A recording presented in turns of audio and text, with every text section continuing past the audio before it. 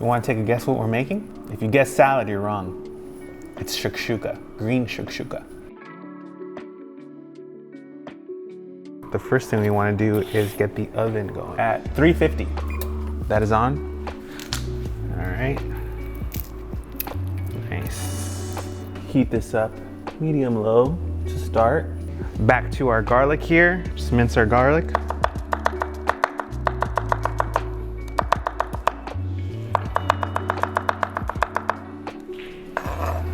Peel our onions.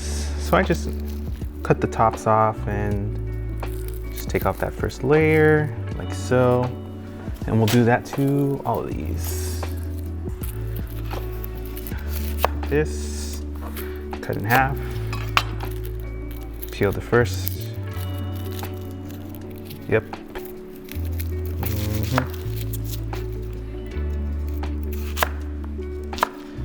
We're gonna cook these like this halfway. I mean, they're so tiny. They'll also break down on their own when they start cooking. So no worries. Uh-oh, my eyes. We're good. Don't cry, don't cry, don't cry. Always start with the hot pan. Oil first. You never want to throw everything at once. You kind of want everything to heat up first. This also calls for a lot of oil because we got a lot going in here. Waiting for that oil to heat up. Just like this, easy. Get that in there. So we're gonna let that turn golden. So there's not a lot of moisture in garlic, so which is why we always start with the garlic first. So what we're doing essentially is infusing this oil with the garlic. So always start with garlic first, because let's say we add our onions in here, there's a lot of water in onions. So if we put that in here, it's actually not gonna be frying it anymore, it's gonna be sauteing it. So we wanna get to that part at the end. So this is why we start with garlic only first. So as that's going, let's prep our greens. Okay, let's start with our broccoli crown. We want to have bite-sized, you know, good size like that. I like to insert maybe halfway through the core and then twist your knife and then it'll easily come off. It doesn't make any crumbs like that. You can cut this part off, see? Perfect. And twist, twist, twist.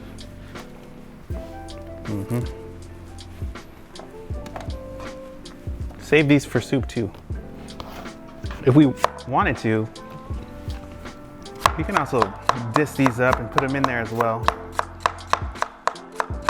Yeah, just a couple. Just to add another texture. Put that there. Let's check on our garlic.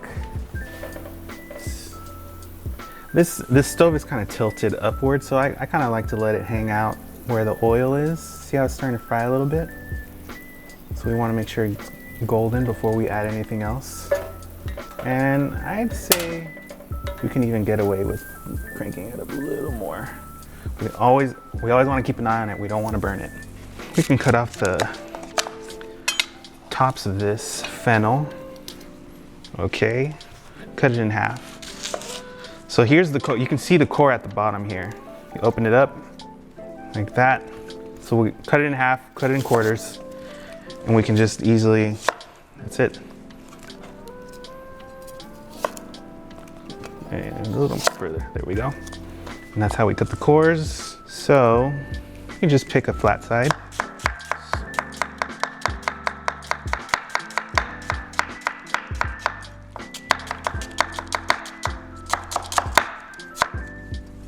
Okay, we'll put everything on this sheet tray. Be very careful.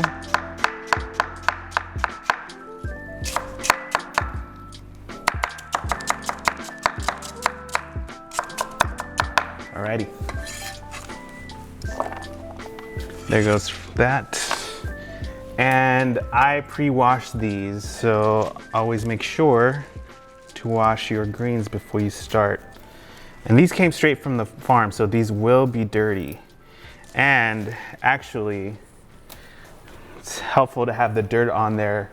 If you have the dirt mixed in the greens, then plants will think it's still in the ground, so therefore kind of staying alive a little bit longer before you clean it. So just a rough chop on these guys, like so. Pick a corner. Cilantro, also cleaned before I started. Same thing, rough chop. I know this seems like a lot, but it will shrink down. Like that, we're good. This side right here is good. Right here, they're starting to kind of burn a little bit. That's okay. These are good to go. So that's our oven. Let's throw these in here. So like I said, there's a lot of water in these onions, so it's gonna stop frying and start sauteing. That's the difference there. Start our greens. So let's do fennel and broccoli and the broccoli disc.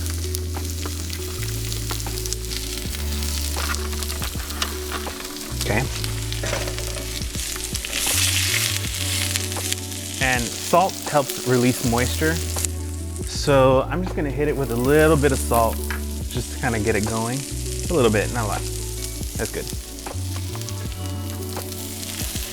And we're gonna let this caramelize before we go on to our next step here.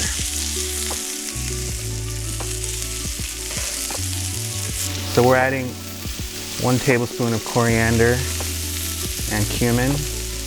And one thing that I forgot to mention, these Cipollini onions are actually really cool to work with. They're a little sweeter than regular onions. Generally, if you see a vegetable that's smaller than usual, it's always going to be sweeter. So it'll give it a nice different flavor profile when it's all done. So you see it's starting to caramelize a little bit. And I always like to cook intuitively. So I'm just gonna give it a little more oil. I know that the recipe says 2 tablespoons, but I'm just gonna add a little more just because it looks like it needs it. That's good right there. Okay, let's see how we're looking. Looks pretty good to me. Starting to wilt a little bit. I say about now is when we add the rest of our greens. So let's add our dandelions here. We don't want to overcrowd, so we're going to do it in batches. Okay, so we're going to put that there. Mix it around a little bit. So this you can actually, you want to move it around so that you give the dandelions a chance to wilt. And once this goes down half its size, then we'll add the cilantro.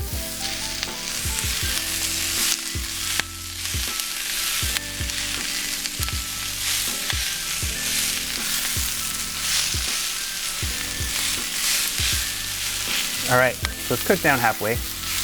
Now let's add the cilantro. This is actually a little more than the dandelion, so I'm gonna do this one in 2 batches.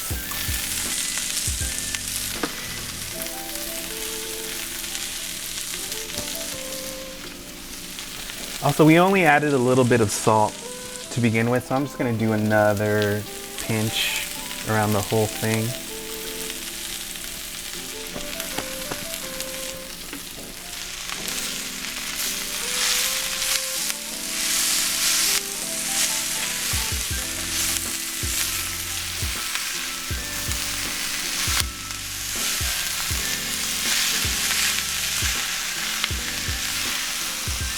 We use tomato sauce for shakshuka usually, but maybe some more lime. This is a variant where it's just lots of greens and, you know, pretty much like kind of how Mexican food is, red salsa and green salsa. Same thing with shakshuka. Some people do green, but the more popular one is the red.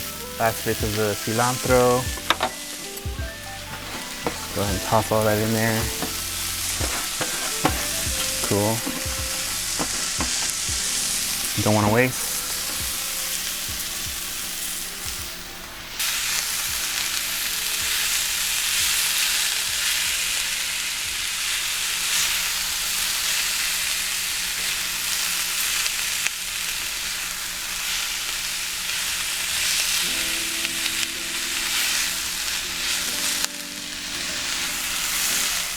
Alrighty, this is looking like it's almost there. Next step, squeeze the lime all over. If you're vegan, you can totally just eat this as is, like this. We can stop here and serve. But if you are an egg eater, then we can continue on. So that's gonna deglaze. And now we make some wells, depending on how many people are eating. I'm gonna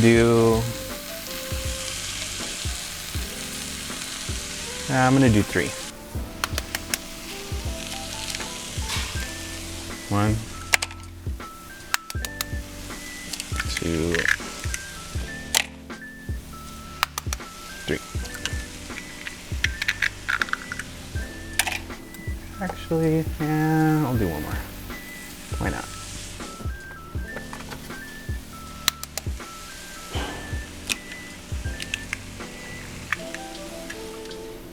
Actually, I changed my mind.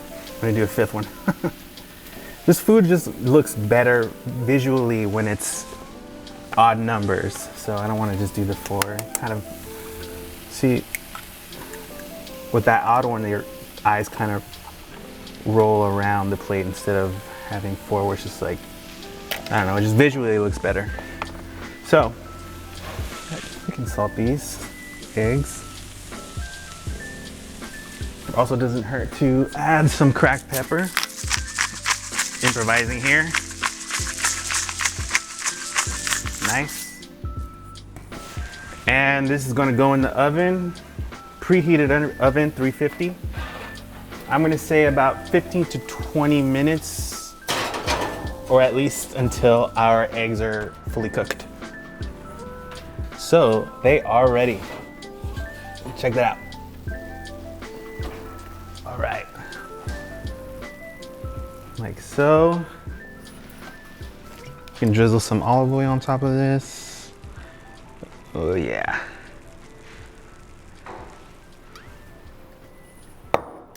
Mm-hmm.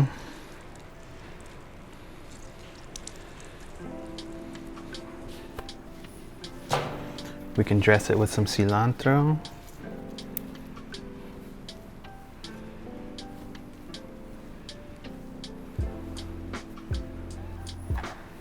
And some dill. Beautiful. Just pops. Yes. Look at that. Who wouldn't want to eat this for breakfast? This is insane. More pepper.